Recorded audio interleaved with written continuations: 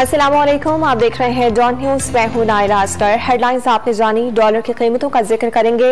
Interbank market में dollar की उड़ान का सिलसिला जारी है। इंटरबैंक मार्केट में डॉलर ₹1.10 इजाफे से ₹193.10 का हो गया है। मजीद अहवाल जानते हैं डॉन न्यूज के नुमाइंदे तलकीन जुबैरी से। तलकीन बताएगा डॉलर की कीमतों से मुतालिक ताजा तरीन अपडेट्स क्या हैं।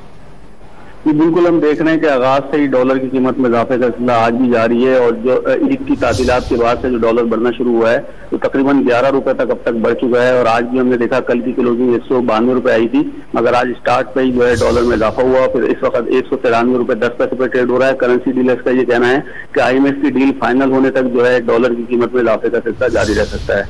तलकीन जुबैरी, बहुत शुक्रिया आपका तफसीलात के लिए।